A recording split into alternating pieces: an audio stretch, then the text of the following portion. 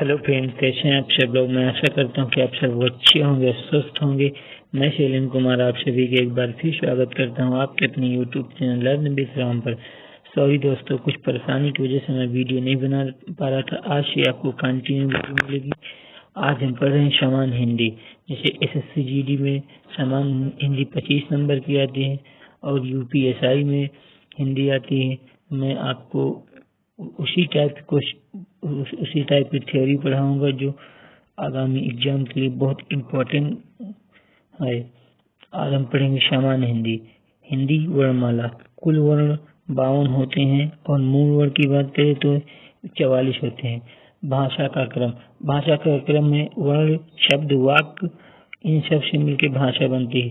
भाषा की सबसे छोटी इकाई की बात करें तो भाषा की सबसे छोटी इकाई वर्ण होती है। अगर भाषा की सबसे छोटी उच्चरित इकाई की बात करें तो ध्वनि होती है। अर्थ के आधार पर सबसे छोटी इकाई शब्द होती है एवं अर्थ के आधार पर सबसे पूर्ण इकाई वाक्य होती है। अगर हम वर्ण की बात करें तो वर्ण की परिभाषा की बात करें तो मुख से निकलने वाली प्रत्येक सार्थक ध्वनि को वर्ण कहते हैं। इसके खंड या टुकड़े नहीं किए जा सकते। इसके खंड या टुकड़े उदाहरण है जैसे सवेरा हुआ। सा किससे मिलकर बना है? सा प्लस आ। और बे वा प्लस ए। रा प्लस आ।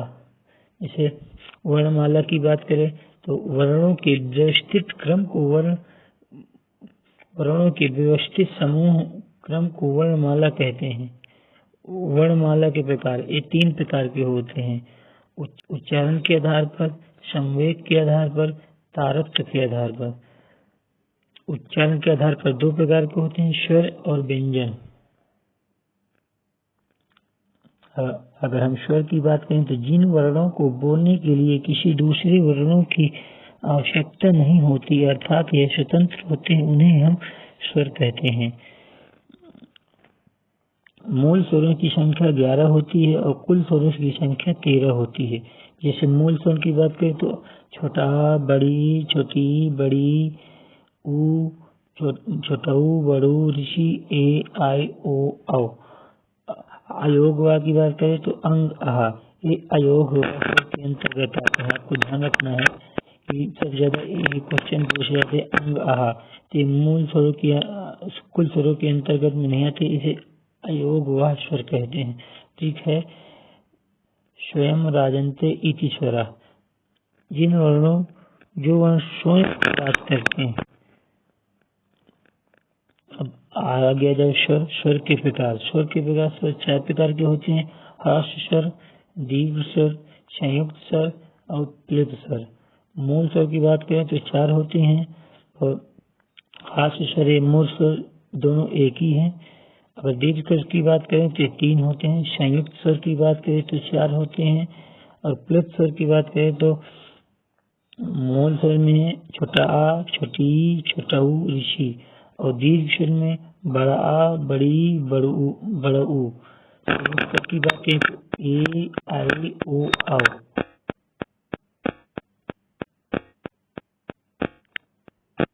हास्य स्वर जिनके उच्चारण में कम से कम समय लगता है उन्हें हम हास्य स्वर कहते हैं। वे हैं छोटा आ, छोटी ई, छोटा ऊ, ऋषि। और दीर्घ स्वर की बात करें तो दीर्घ स्वर की परिभाषा है जिनके उच्चारण में हास्य स्वर का 2 गुना समय लगता है, उन्हें दीर्घ स्वर कहते हैं। जैसे वे है आ, बड़ा आ, छोटी ई, बड़ी ई, बड़ा ऊ। इनमें 2 गुना उच्चारण करने का समय लगता है। अगर संयुक्त स्वर की बात करें तो संयुक्त स्वर 2 स्वरों के मेल से जो स्वर बनते हैं उन्हें हम संयुक्त स्वर कहते हैं। जैसे इनकी संख्या 4 होती है। ए, आई, ओ, औ। अगर ए की बात करें तो छोटा आ, बड़ा आ प्लस छोटी ई, बड़ी ई से मिलकर बना है ए। और आई की बात करें तो छोटा आ, बड़ा आ, आई, ए, आई से ओ मिलकर बना है। अगर ओ की बात करें तो छोटा आ, बड़ा आ प्लस छोटा ऊ बड़ा ऊ। और ओ की बात करें तो छोटा आ बड़ा आ ओ आओ। फिर आगे आता है क्लिप स्वर। जिन स्वरों के उच्चारण में हाथ स्वर की का 3 गुना समय लगता है उन्हें प्लस स्वर कहते हैं। जैसे उदाहरण के तौर पर देखते हैं ओम, हे राम, फूड्स। क्या कहते हैं प्लस स्वर? जिन स्वरों के उच्चारण में हाथ स्वर का 3 गुना समय लगता है उन्हें हम प्लस स्वर कहते हैं। उदाहरण के तौर पर देखते हैं ओम, हे राम, फूड्स। इनमें 3 गुना समय लगता है तो उन्हें हम प्लस स्वर कहते हैं। प्लस स्वर का प्रयोग नाटक लिखने में, गायन के राग में, किसी व्यक्ति को इससे दूर से चिल्लाने में या रोने में प्रयुक्त किया जाता है। नोट में देख लेते हैं। आ को शहीद वर्ण कहते हैं। आ को शहीद वर्ण कहते हैं। कुछ विद्वान संयुक्त स्वर और दीर्घ स्वर को एक ही मानते हैं। इस प्रकार स्वरों के 3 भेद माने जाते हैं। कुछ विद्वान प्लस स्वर को जोड़कर स्वरों की मूल संख्या 12 बताते हैं और कुछ विद्वान दीर्घ स्वर ऋषि को जोड़कर इनकी संख्या परंतु हमें हिंदी में स्वरों की मूल संख्या 11 ही मानना है। एक क्वेश्चन ये बन गया कि हिंदी मूल संख्या 11 ही होते हैं। फिर आ जाइए अयोगवाह स्वर। ये दो होते हैं, अंग और हा। अयोगवाह स्वर 2 होते हैं, अंग और हा। अगर क्वेश्चन में आ जाए कि अयोगवाह की संख्या कितनी होती है तो अयोगवाह की संख्या 2 होती है, अंग और हा। फिर पंडित किशोरी दास वाजपेयी जी का कहना है कि अयोगवाह स्वर ना तो स्वर है और अयोगवाह स्वर ना तो स्वर है और ना ही व्यंजन होते हैं। इन्हें हम नपुंसक लिंग भी कहते हैं। ये अंग अनुस्वर नासिक जिसका उच्चारण मुख प्लस नाक है। आह की बात करें तो विसर्ग हा से उत्पत्ति होती है। ये नासिक स्वर पंडित भोलानाथ जी ने दिया था। फिर अगला है स्वरों के भेद। प्रयत्न के आधार पर, उच्चारण स्थान के आधार पर, मुख के जीभ के आधार पर। अगला है अग्रस्वर। जिस वर्ण या स्वर के उच्चारण में मुख के जीभ का अगला भाग का प्रयोग किया जाता है उन्हें अग्रस्वर कहते हैं। ये 4 होते हैं, छोटी, बड़ी, ए, ऐ। ठीक है। आओ उल्लू पीछे पीछे, आ को छोड़ो बीचे बीचे।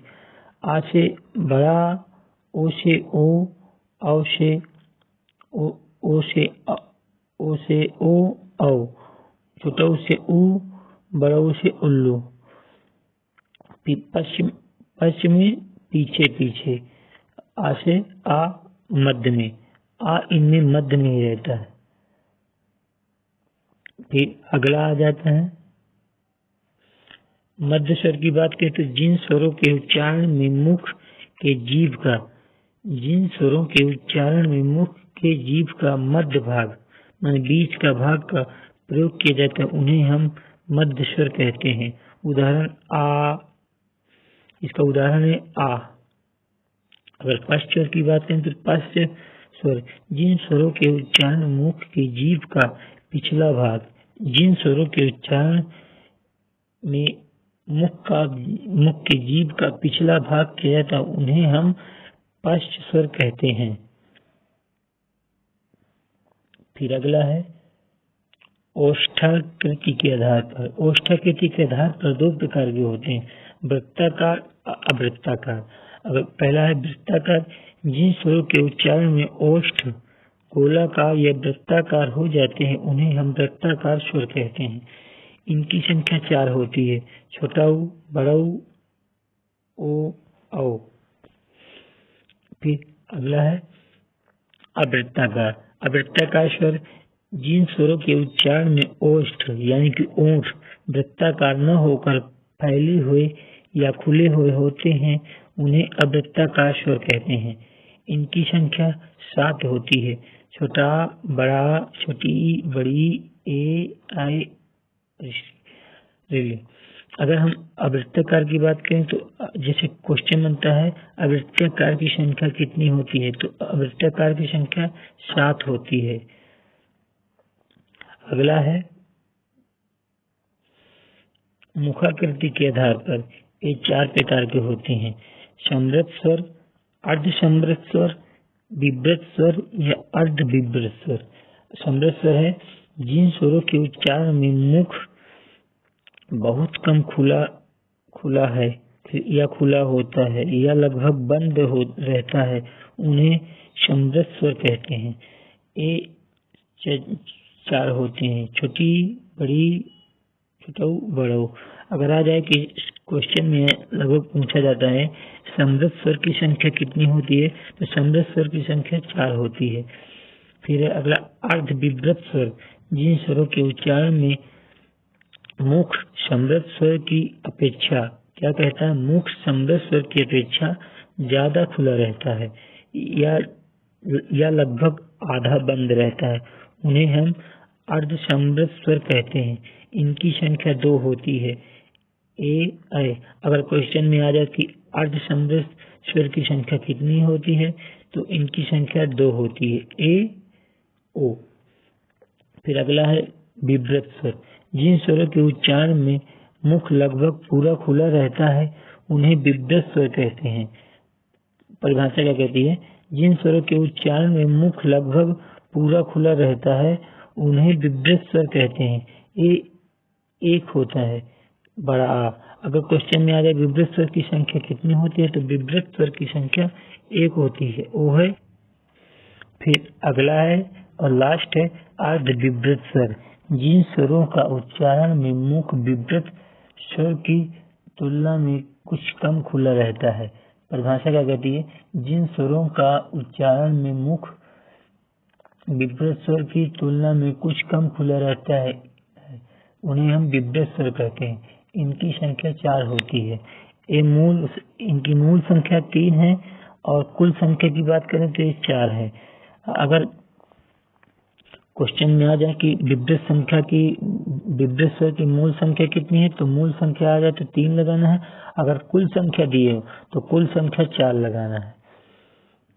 जैसे छोटा, आई, ओ, आ। दोस्तों अगर आपको हमारी वीडियो अच्छी लगे तो हमारी वीडियो को लाइक करें, दोस्तों के साथ शेयर करें। यदि हमारे चैनल में नए हैं तो हमारे चैनल सब्सक्राइब करें, जिससे हमारी क्लास की आपको नोटिफिकेशन मिलती रहे। जय हिंद, जय भारत, वंदे मातरम।